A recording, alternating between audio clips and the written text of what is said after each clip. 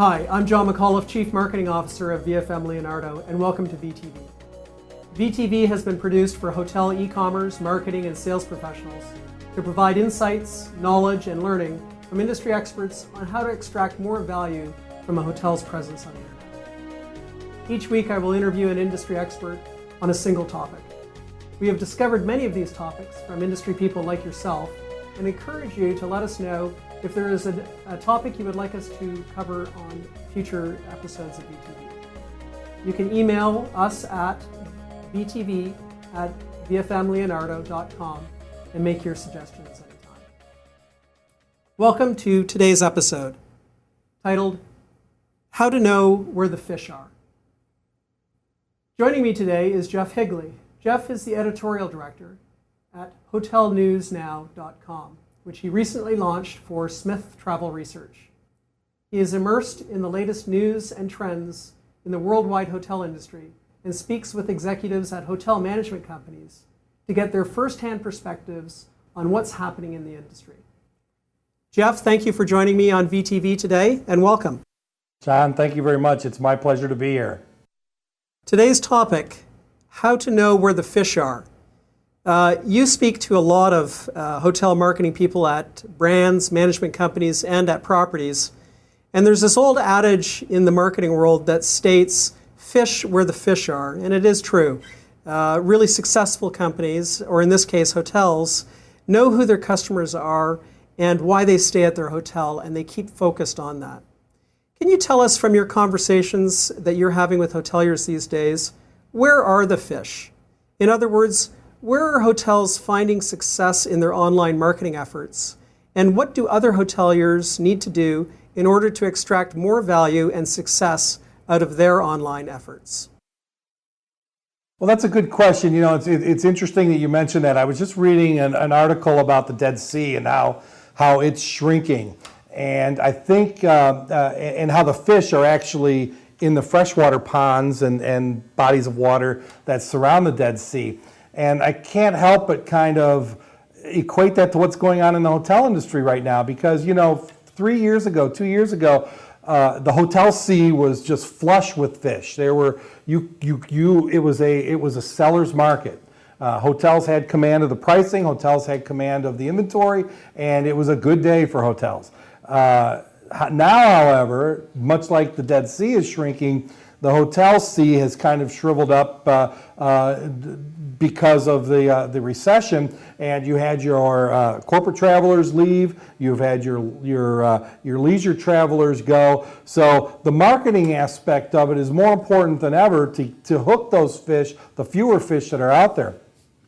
I think the people that are doing the right thing are the ones that are blanketing the market. We know the attention span of consumers is not a big attention span. There is a constant fight for eyeballs on whether it's internet, whether it's magazines, whether it's television, or other means of advertising. So the key in my mind is during this difficult time, and I know this is a tough pill for hotel operators to swallow, is you can't cut back on your marketing. You've got to continue to reach the people that are traveling, continue to have top of mind awareness to the people that aren't traveling but will travel once the rebound comes. So the essential thing is to make sure that your branding message is out there, make sure that you have a message that is cohesive with what you've been doing all along, and make sure you have a message that is that relates to that the consumer can relate to, because they're going to continue shopping. They're going to go to every conceivable website, to every conceivable channel to find out more about what's out there, and especially during this type of environment, what kind of value add packages, what's in it for them. They are going to search high and low, and if they're going to travel, that you want it to be with you because you're getting the right message in front of them. So the message that I have to hoteliers is those that are getting the message out in a strong, aggressive fashion during this kind of environment are going to be the long-term winners. You mentioned a couple of things that I want to touch upon. One is it sounds like the focus on how do you maximize the effectiveness of the marketing activities that you have online? And then the secondary part to that is how do you ensure that that value-added presentation or that value-added experience that you want the travel shopper to experience online is in fact consistent from site to site? Because as you said, shoppers will go on many sites. In fact, depending on what research you read, they use anywhere between 4 and 12 websites before they make a purchase decision. So what types of activities are you seeing successful hotel companies use online that will A, maximize that effectiveness of their dollar, and B, ensure that they have a consistent experience no matter where shoppers shop online? Well, the key in the hotel industry is because it's such a broad industry and it really encompasses a lot of various levels of management, if you will. When you're talking about the brand management, you're talking about perhaps owners, the various levels in there, and then you're also talking about the various levels of management and management companies.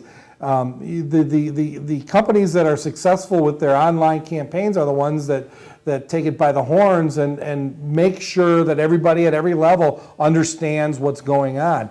And to do that, you really need professionals and you really need people who understand that medium to ensure that you're reaching the right people and making sure that they understand search engine optimization, making sure that they understand the type of content that your intended audience wants to receive. If you are marketing to millennials and you have an Edsel of a marketing campaign, you need to change that. And if you don't have the personnel or the expertise in-house, you need to look outside to experts to help you attain that. So first of all, the hotel companies that are successful in this understand that you need the tools, and that could be human resources tools, not just the technological tools that you need to attract the audience. And then I think the other important thing, and I touched on it briefly, is you've got to mine your audience. You've got to know your audience.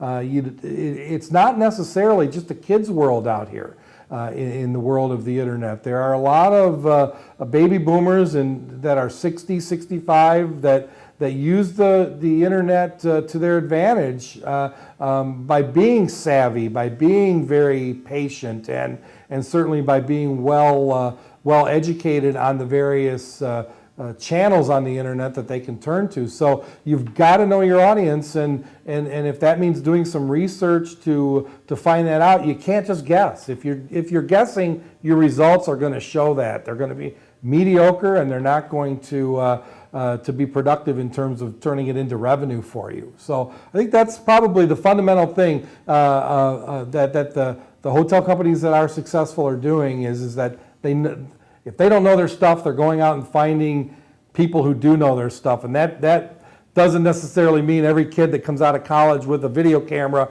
is going to be the one that is going to help you take your web presence to the next level. You've got to make sure that they understand what you're doing and what you're trying to accomplish. You mentioned an interesting point, and that is the ability to know your audience. Certainly, in the past 20, 30 years, we've moved very much from a marketing approach that everybody is the same to an approach that says different people buy for different reasons. And that's all about segmenting your audience and knowing what your audience is and what motivates each one of them to purchase. What advice would you give to a hotelier that wants to go through an exercise of understanding who are my customers and how do I actually get them motivated or inspired to want to stay at my hotel?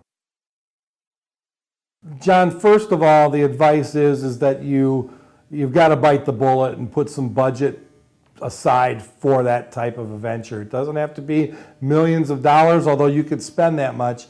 You've got to budget for it. You've got to find the right vehicle for you to find that audience. You've got to make sure that if you don't have the personnel in house, that you can find a third party that can do that, because the only way to know your audience is to talk to your audience.